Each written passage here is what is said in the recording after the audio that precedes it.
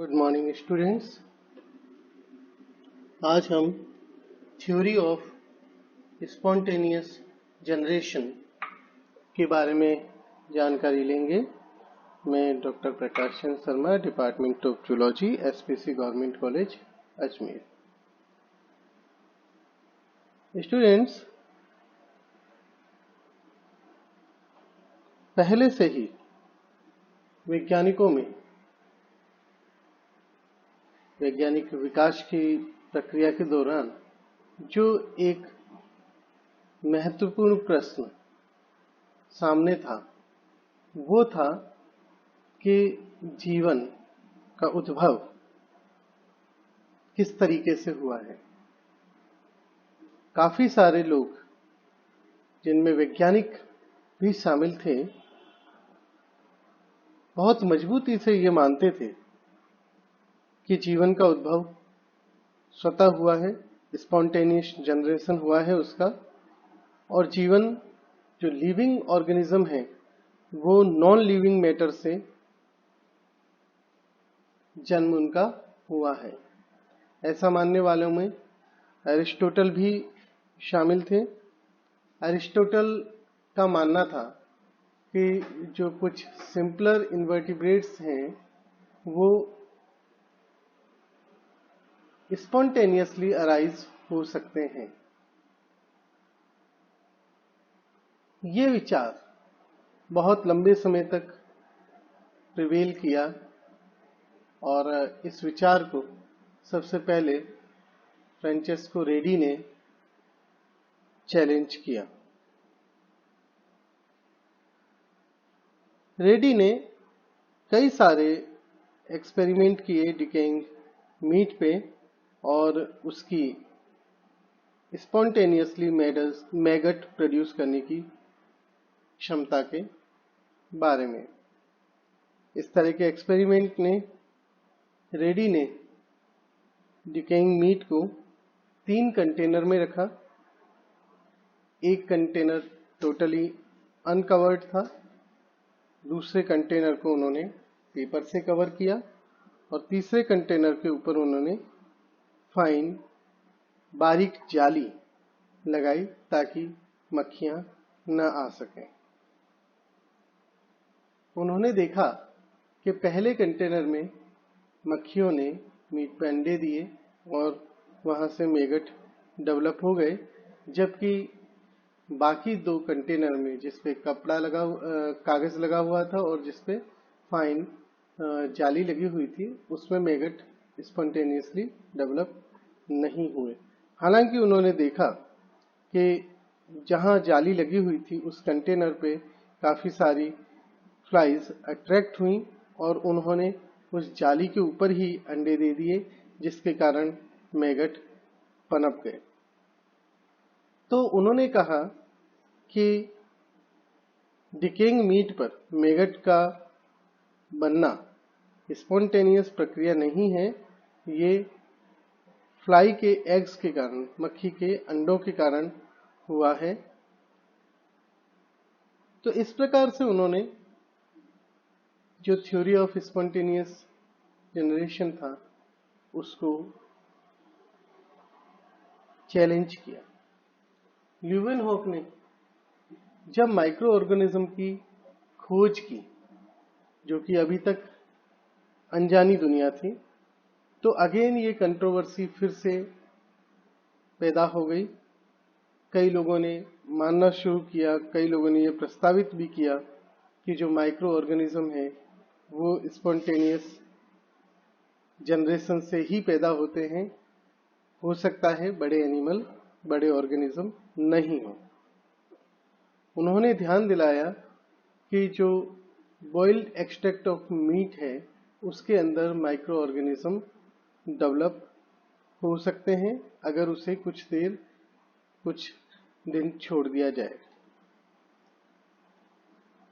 सबसे पहले अगर हम ये बात करें, 1748 में जॉन नीडम ने अपने एक्सपेरिमेंट प्रस्तुत किए जो कि स्पॉन्टेनियस जनरेशन के समर्थन में थे। उन्होंने मटन का ब्रोथ बॉईल किया और फ्लास्क को अच्छी तरीके से स्टॉप कर दिया, स्टॉपर लगा करके बंद कर दिया। उन्होंने देखा कि कई सारे फ्लास्क क्लाउडी हो चुके हैं और उनमें माइक्रो ऑर्गेनिज्म डेवलप हो चुके हैं। तो उन्होंने इसका निष्कर्ष ये निकाला कि जो ऑर्गेनिक मैटर है उसके अंदर वाइटल फोर्स होती है जो नॉन लिविंग मैटर में प्रॉपर्टी ऑफ लाइफ डाल सकती है।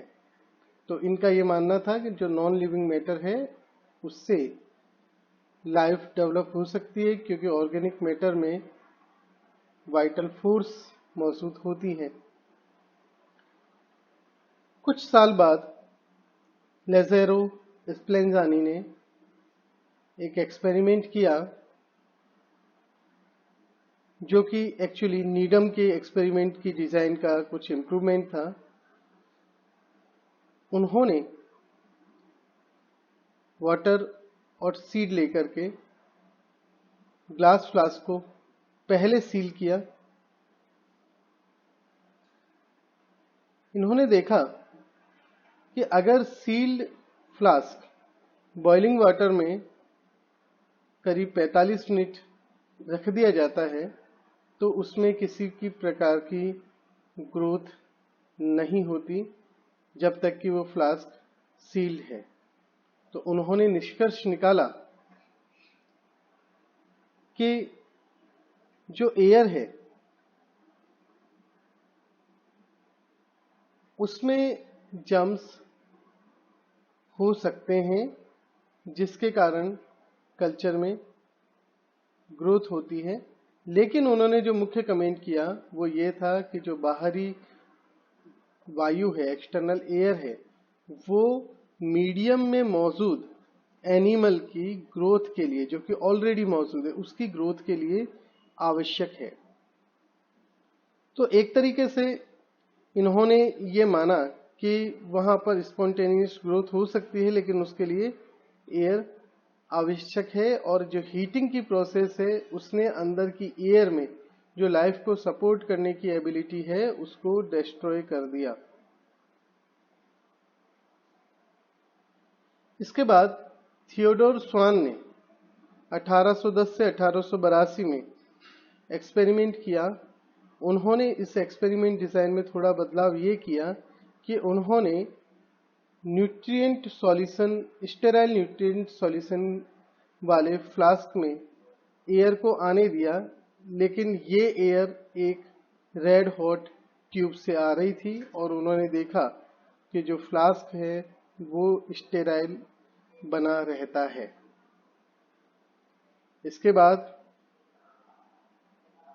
जॉर्ज फ्रेडरिक श्रोडर और थियोडोर वॉन डश ने एक्सपेरिमेंट किया जो लगभग इसी प्रकार का एक्सपेरिमेंट था, लेकिन उन्होंने हीट करने की बजाय, जिस पर सपोर्टर्स ये कह रहे थे कि हीटिंग के माध्यम से एबिलिटी खत्म हो जाती है, तो इन्होंने उसे हीट करने की बजाय एयर को एक स्टेराइल कॉटन वुल से पास होने दिया और इन्होंने ये पाया कि अभी भी मीडियम जो है वो स्टेराइल ही रहता है।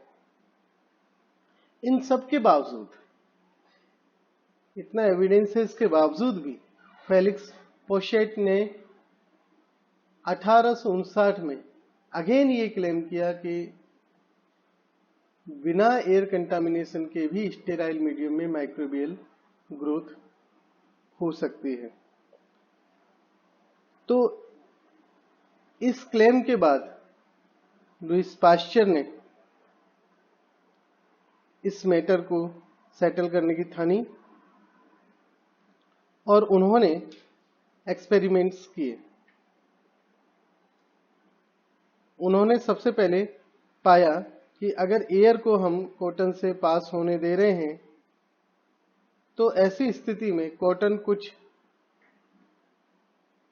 ऑब्जेक्ट्स को ट्रैप कर लेती है, जो प्लांट स्पोर जैसे दिखाई देते हैं। और अगर इस कॉटन के पीस को न्यूट्रिएंट मीडियम पे रखा जाए तो वहां माइक्रोबियल ग्रोथ हो सकती है।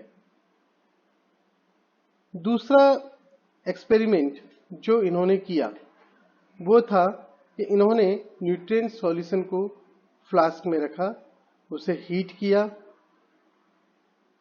और उस नेक को उसकी हीट किया और नेक को उन्होंने अलग अलग तरह के कर्व में ढाला। उन्होंने इस नेक की जो ओपनिंग है उसे ओपन ही रखा।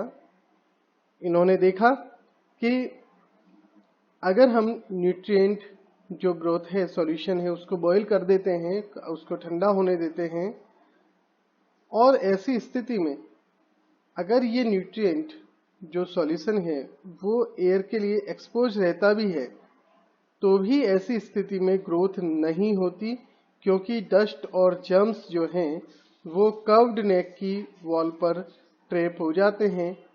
और यदि उस नेक को तोड़ दिया जाए तो ऐसी स्थिति में ग्रोथ तुरंत ही पैदा हो सकती है। तो इस तरीके से 1861 में उन्होंने इस जो कंट्रोवर्सी चली आ रही थी उसको रिजॉल्व किया। इसी के सपोर्ट में जॉन टिंडल ने एक एक्सपेरिमेंट किया 1877 में, और इन्होंने ये बताया कि डस्ट जो है उसमें जर्म्स मौजूद हैं और अगर डस्ट एब्सेंट है तो ग्रोथ स्टेराइल ही रहेगा, इवन वो अगर एयर से डायरेक्टली एक्सपोज हो। इसी एक्सपेरिमेंट के दौरान ही उन्होंने ये भी एविडेंस जताए कि कुछ एक्सेप्शनली हीट रेजिस्टेंट फॉर्म होती हैं बैक्टीरिया की। स्वतंत्र रूप से काम करते हुए फर्डिनांड कॉन ने हीट रेजिस्टेंट बैक्टीरियल इंडोस्पोर्स को भी डिस्कवर किया, और इस प्रकार से स्पॉन्टेनियस जनरेशन थ्योरी जो थी उसको चैलेंज करते हुए उन्होंने इन सभी ने इसको डिस्प्रूव किया। इसमें सबसे बड़ा अगर हम योगदान देखें तो वो लुईस पास्चर का है, जिनके कारण से ये पूरी थ्योरी सेटल डाउन हुई और रिजेक्ट हुई। थैंक्स।